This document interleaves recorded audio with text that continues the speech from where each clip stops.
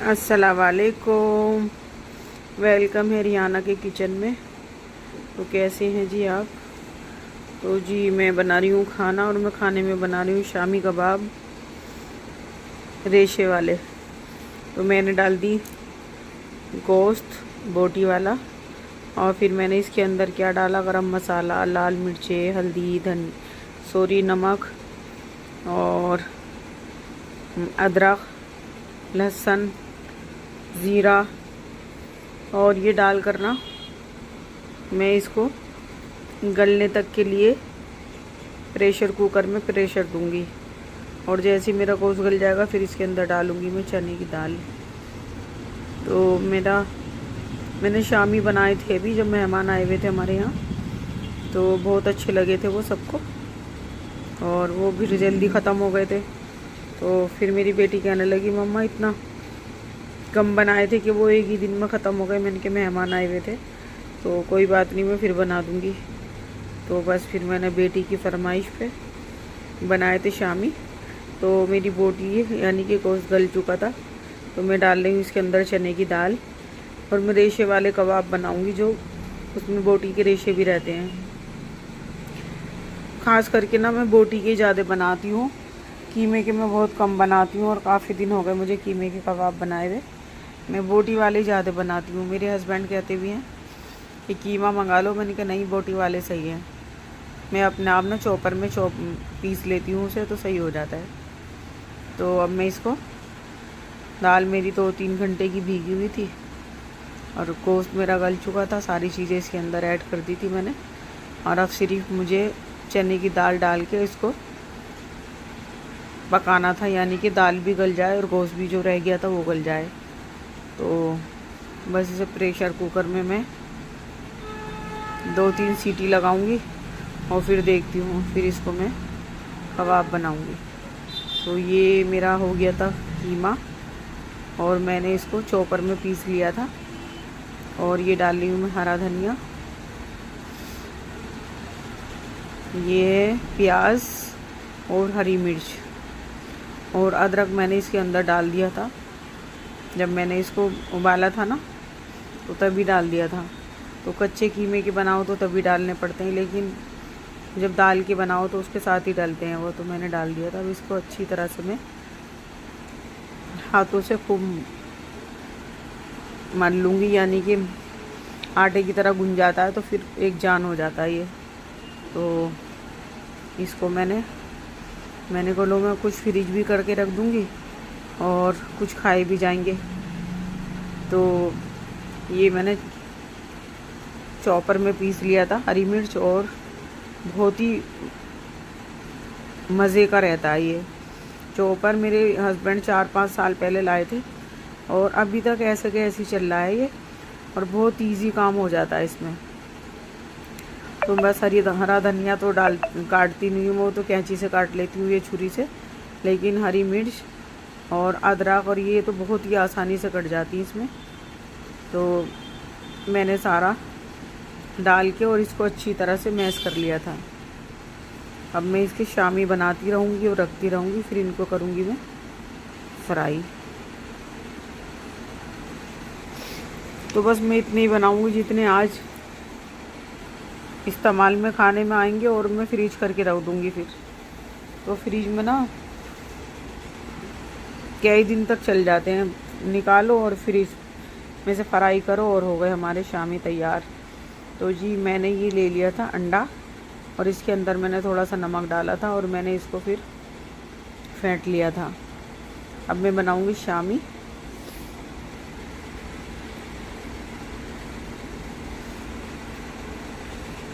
तो जी ईद को तो ये समझिए कि आज 1 हफ़्ता हो चुका, और हमारे यहाँ दरगाह शरीफ है, तो हमारे यहाँ इतनी भीड़ चल रही है कि 1 हफ़्ते से बिल्कुल भीड़ बंद नहीं हो रही। बहुत रश चल रहा है यहाँ पे, बहुत ज़्यादा। तो मैं शामी बनाऊंगी, और फिर मेरे हस्बैंड कह रहे थे कि शामी भी बना लेना और लौकी का रायता बना लेना। ठंडी ठंडी चीज़ों को दिल चाह रहा है कि ठंडी चीज़ें हों, कढ़ी बना लो, रायता बना लो, फुल्की बना लो। तो मैंने कहा चलो कुछ शामी बन जाएंगे, और कुछ मैं लौकी का रायता बना लूँगी। तो बस वो कहने लगे हाँ ये सही रहेगा, शामी भी हो जाएंगे और रायता भी हो जाएगा, तो खाना फिर सही खाया जाएगा। तो मैंने कहा अच्छा। तो अब तो मेरे यहाँ रायता ना बूंदी का तो रोज़ ही बनेगा पूरी गर्मी। रमज़ान से बन ही रहा है वैसे, लेकिन अब ज़्यादा गर्मी आ गई, अब तो इतनी गर्मी आ गई कि बेइंतहा गर्मी हो गई। तो अब तो रोज़ ही बूंदी का रायता, फुल्कियाँ और छाछ वगैरह मेरे यहाँ बहुत पी जाती है। मैं तो पीती हूँ, मैं तो ये समझिए पूरे 8 महीने छाछ पीती ज़रूर हूँ। दही जमा लेती हूँ और उसका मट्ठा बना लेती हूँ, वो मुझे बहुत पसंद है। मट्ठा तो मुझे बहुत ही पसंद है। मेरी बेटी दही खाती है, मैं मट्ठा पीती हूँ। तो बस ये शामी बना लूँगी, सारे कीमे के बना के रख दूँगी, कुछ फ्राई कर लूँगी, कुछ फ्रीज कर दूँगी। तो बस एक जान, और बस इतना सारा काम करना पड़ता है कि बस मैं थक जाती हूँ। और एक मेरी तबीयत का इशू भी बहुत चल रहा है। तो सर का दर्द इतना था मेरे, इतना था कि मैंने अपने हस्बैंड को फ़ोन करा कि मुझे दवाई ला दो, मेरे सर में बहुत दर्द है। फिर उन्होंने दवाई ला के दी, बीपी भी कुछ हाई हो रहा था। तो बस फिर अल्लाह का शुक्र है कि फिर मेरा दर्द बंद हुआ, और नहीं तो इतना दर्द था मेरे बहुत ज़्यादा। तो जी मेरे यहाँ रिफ़ाइंड तो है नहीं, रिफ़ाइंड खाना बिल्कुल बंद है। और मेरे हस्बैंड खाते हैं कि देसी घी खाओ या सरसों का तेल। तो सरसों का तेल भी ना वो अपने सामने निकलवा के लाते हैं, पीली सरसों का। तो हमारे यहाँ रुड़की में निकलता है तेल पीली सरसों का, लाल सरसों का। तो जैसे कि हमें 10 किलो 5 किलो चाहिए होता है, तो वो तभी तैयार करके देते हैं। तो इतने मेरे हस्बैंड वहीं पे खड़े रहते हैं और फिर अपने आँखों के सामने निकलवा के जब लाते हैं। तो अभी रमज़ान में लाए थे 5 किलो, और 5 किलो रिफ़ाइंड लाए थे, 5 किलो सरसों का तेल लाए थे पकौड़ी वगैरह बनाने के लिए। तो रिफ़ाइंड तो हो गया ख़त्म, और सरसों का तेल है। तो वो कह रहे थे कि सरसों का तेल भी आएगा, क्या ग्रोसरी का सामान लाए थे वो। तो मैंने क्या नहीं, अभी सरसों का तेल है, अभी मत लाना, जब ख़त्म हो जाएगा पूरा जब लाना। तो मैंने सोचा चलो सरसों के तेल में बना लेते हैं। वैसे हमारे यहाँ कलियर में ज़्यादातर लोग देसी सरसों का तेल ही ज़्यादा खा रहे हैं, और यहाँ के लोग तो बिरयानी भी बना रहे हैं उसी में, तहारी भी बना रहे हैं उसी में, और कौरमा वगैरह जो चिकन वगैरह सभी तेल में बना रहे हैं। तो मैंने कहा वो तो मैं नहीं बना सकती, वो तो मेरे देसी घी चलता है। तो बस मैंने सोचा चलो सरसों के तेल में ही बना लेते हैं आज शामी।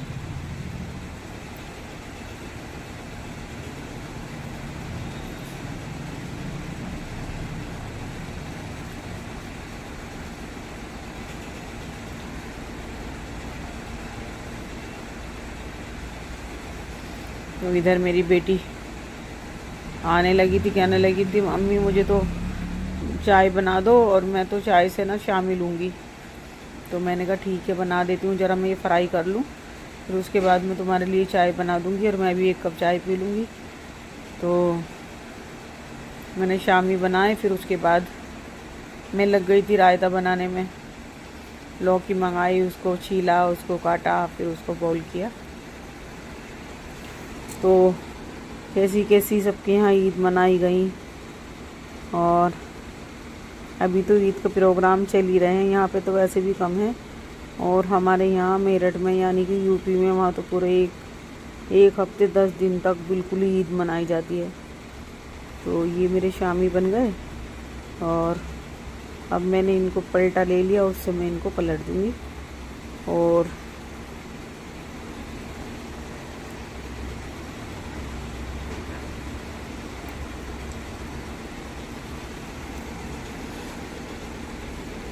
ये तवा लाई थी मैं, तो ये वाला तवा जो है ना, ये भी नॉन स्टिक का ही था।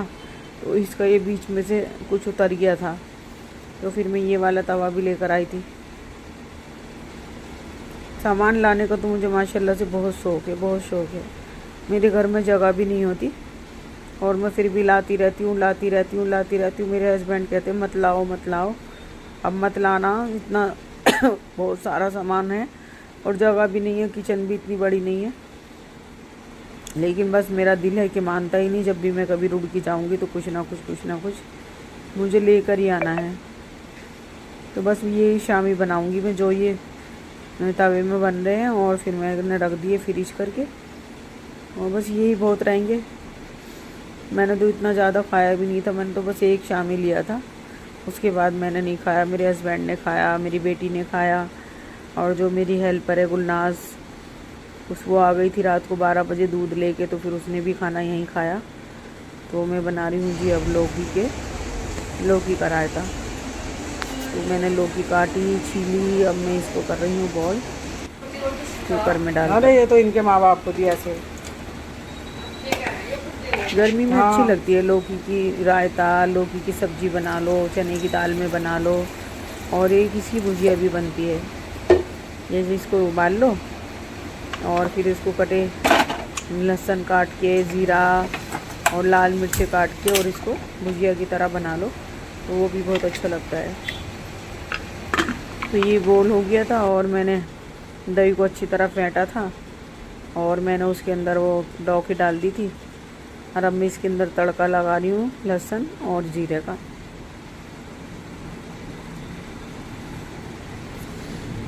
हींग भी डालती मैं, लेकिन मुझे जल्दी में कुछ याद नहीं रहा कि मुझे दो चीज़ें बनानी पड़ रही थी, तो फिर मेरे याद नहीं रहा, मुझे रोटी भी बनानी है। तो फिर मेरा रायता भी तैयार हो जाएगा। माशाल्लाह बहुत अच्छा बना था रायता भी। और दही थोड़ी ना खट्टी आ जाती है दही डेयरी से मंगाओ तो बस फिर मैंने आज से ये किया कि मैंने दही अपने घर में बनानी शुरू कर दी अब। तो ये था जी मेरा रायता, और आपको बहुत पीला पीला दिख रहा होगा, तो मैंने ना इसको ग्राइंडर में चटनी डाल के इसको करा था, जिससे कि इसका कलर अच्छा हो जाए। तो ये मेरा तड़का तैयार, और ये गया मेरा रायते में तड़का, और देखिए जी ये मेरा रायता भी तैयार। और इसको ढक देना चाहिए, इस वजह से जो इसका अरोमा होता है ना, तो वो अंदर ही रह जाता, नहीं तो इसका अरोमा उड़ जाता है, जो इसकी खुशबू वगैरह होती है। तो ये मेरे शामी भी बन गए, ये मेरा रायता भी बन गया, और अब मैं बनाऊंगी रोटियां। और फिर भूख भी बहुत तकलीफ वाली लग रही है, भूख फिर खाना भी खाना है। तो सबसे पहले तो मेरे हस्बैंड ही आ गए थे, तो सबसे पहले मैंने उनको दिया, वो खा के चले गए। फिर मैंने तो बिल्कुल लास्ट में अपना काम सब फारिग होके खाना खाया था, वो चले गए थे खाना खाकर।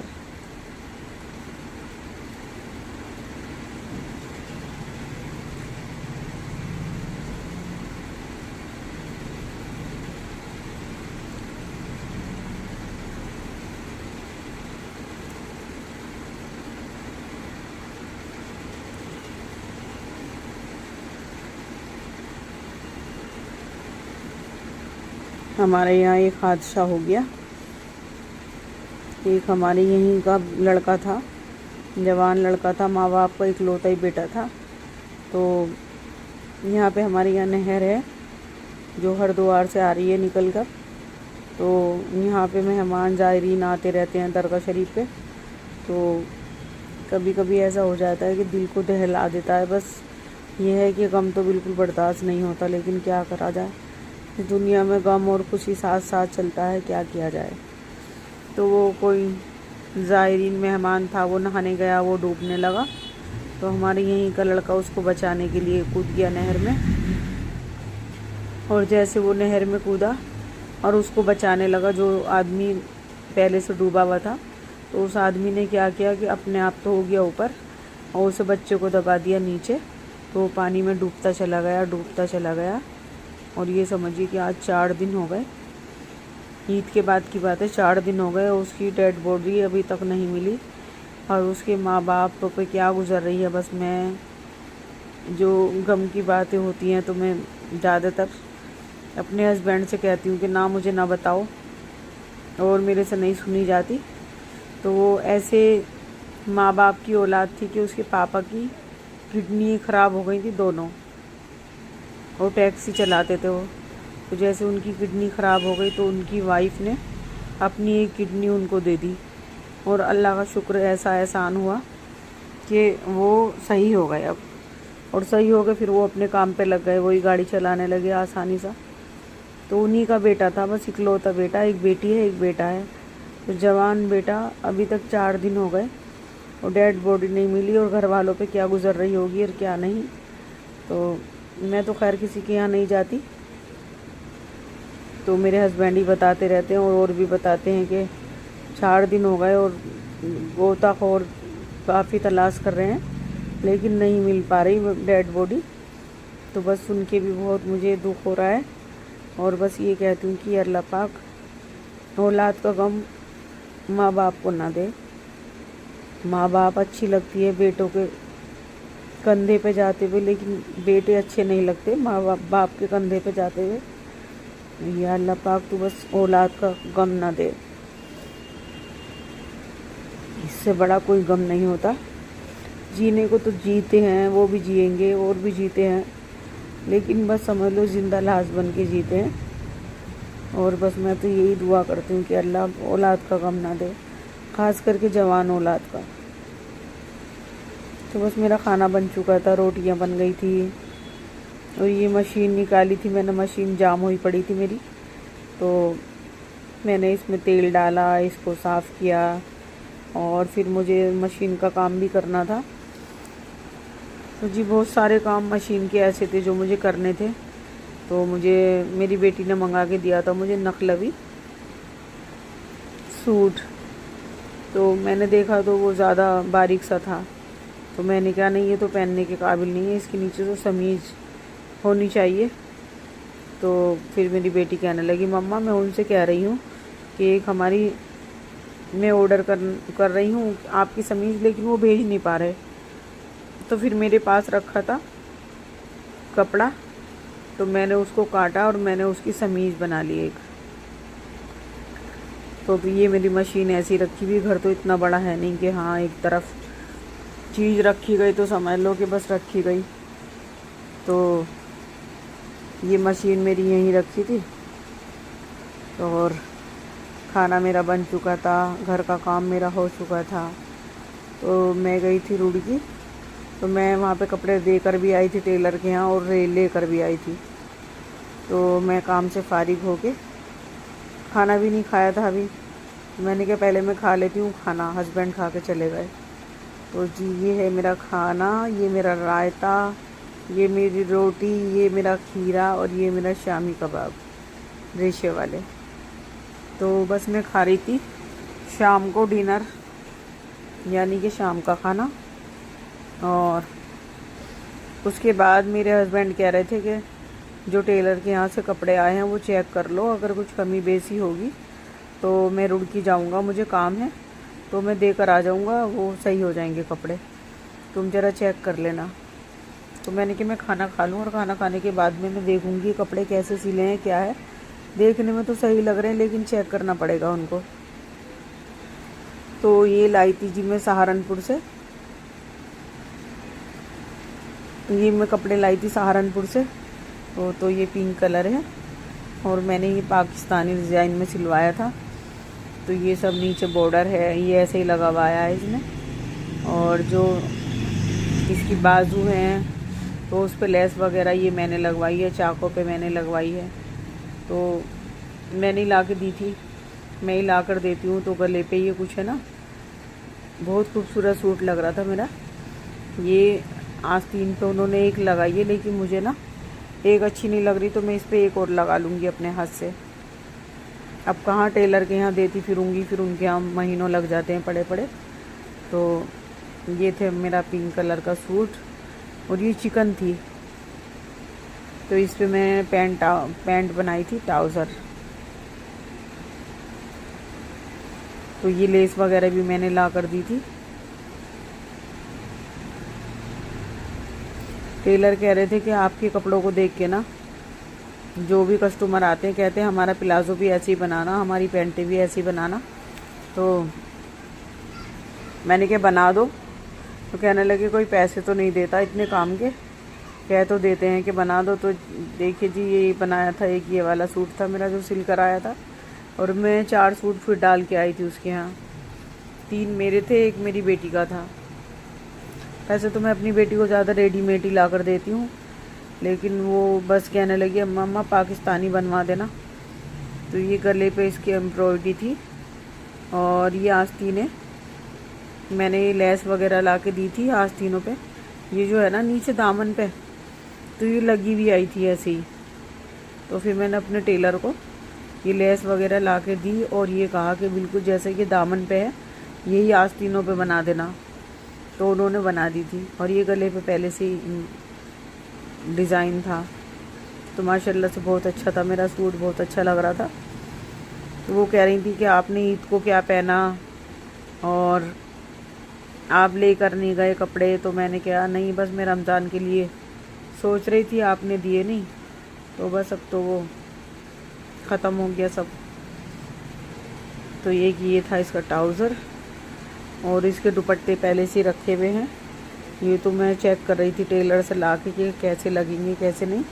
तो मेरे हस्बैंड कह रहे थे कि मुझे दवाई लेने जाना है तो तुम ज़रा चेक कर लो, अगर कमी बेसी हो तो मुझे दे देना, मैं देकर आ जाऊँगा। तो बस मैंने पहन के तो चेक नहीं किए थे, मैं डिज़ाइन ही देख रही थी इसका और अच्छे खूबसूरत लग रहे थे, डिज़ाइन भी अच्छा था, कपड़े भी अच्छे थे। तो बस ये ले आई थी गुलनाज मेरी हेल्पर दूध। तो मैंने कहा चलो अब मैं दूध भी रख देती हूँ और बस फिर मुझे आ रही थी कि बस मैं अब लेटूँगी, बहुत थकान हो गई। तो वो ऐसी है ना, शाम को नहीं करती काम, शाम को तो मुझे ही करना पड़ता है। अगर वो आ गई तो आ गई, नहीं तो बस शाम को तो मुझे ही देखना पड़ता है, वो करके जाती है दिन में। तो बस वो दूध लेकर आई और बस मैं दूध रखने लगी। और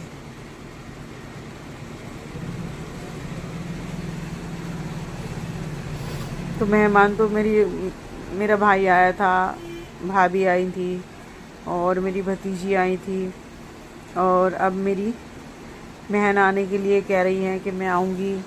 और एक मेरी बहुत ही, समझिए कि क्या बताऊँ, मेरी जान ही समझिए उसको, एक मेरी दोस्त है बचपन की, वो भी आने वाली है। तो आज का व्लॉग मेरा यहीं तक था। अल्लाह हाफिज़।